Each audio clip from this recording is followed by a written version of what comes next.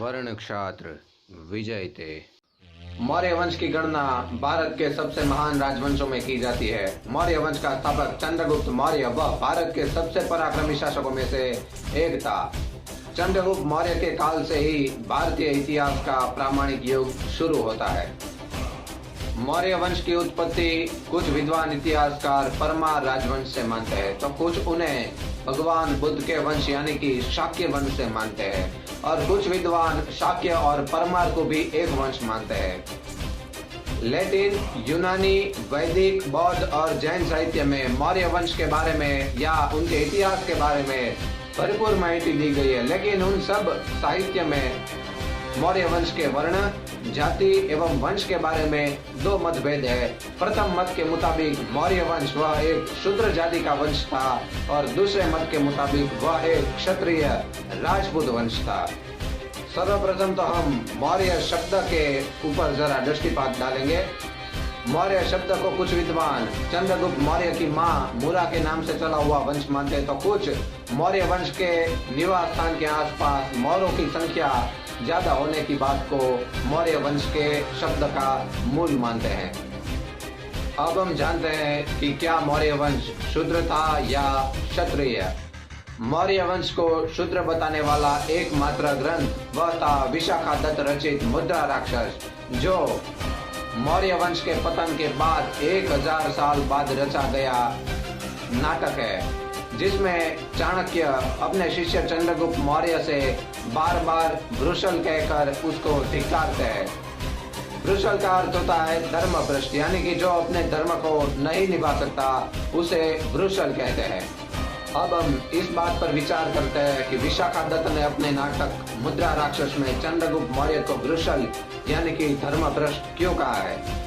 तो इसका सीधा जवाब यह है कि चंद्रगुप्त मौर्य सनातन हिंदू धर्मी राजा था, जिसने जैन धर्म को अपना लिया था, यानी कि अपने धर्म को छोड़कर अन्य धर्म को अपना लिया था।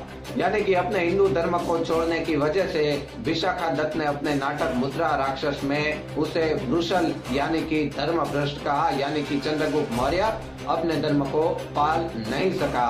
लेकिन इसका मतलब ये बिल्कुल नहीं होता कि मौर्य राजवंश वह शूद्र जाति का राजवंश था। इस बात से यह प्रमाणित होता है कि मौर्य राजवंश एक शूद्र जाति का राजवंश बिल्कुल नहीं था। और अब हम प्रमाण के साथ यह साबित करेंगे कि मौर्य राजवंश शूद्र जाति का न होकर एक क्षत्रिय राजपूत राजवंश था। मौर्य राजवंश मूलतः क्षत्रिय राजपूत राजवंश है। इस बात के सबसे प्रबल प्रमाण हमें बौद्ध साहित्य के प्राचीन 4 ग्रंथों में मिलते हैं। इसमें से प्रथम ग्रंथ है महापरिनिब्बात सूत्र, जो मौर्य वंश को समकालीन एवं बौद्धों का प्रामाणिक ग्रंथ माना जाता है, जिसमें उल्लेख है कि पिप्पल वन के आसपास मौर्य वंश नाम की एक क्षत्रिय जाति बसा करती थी। दूसरा ग्रंथ है 3री सदी में रचा गया दिव्यावदान। दिव्यावदान में बिंदुसार मौर्य और अशोक मौर्य को क्षत्रिय कहा गया है। उस दिव्यावदान ग्रंथ के कुछ संस्कृत वाक्यों का आज हम अवलोकन करेंगे।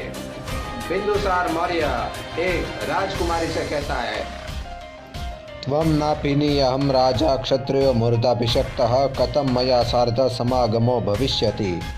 जिसका अर्थ है कि तू नापित कन्या है और मैं क्षत्रिय, हमारा समागम कैसे शक्य है।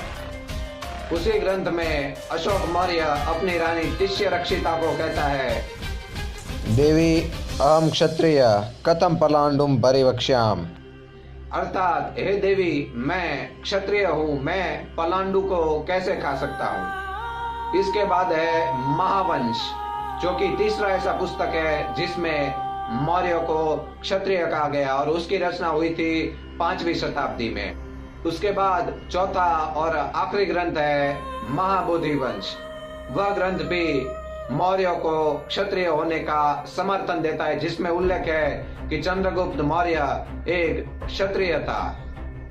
इस तरह मौर्य को शूद्र बताने वाले केवल एक ग्रंथ मुद्रा राक्षस के सामने हमने बौद्ध साहित्य के 4 ऐसे ग्रंथ रखे जो मौर्य को क्षत्रिय बताता है। वो 4 ग्रंथ है महापरिनिब्बात सूत्र, दिव्यावदान, महावंश और महाबोधि राजवंश। इस 4 ग्रंथ के प्रमाण से हम ये साबित कर सकते हैं कि मौर्य राजवंश वह कोई शूद्र राजवंश न होकर क्षत्रिय राजपूत राजवंश था।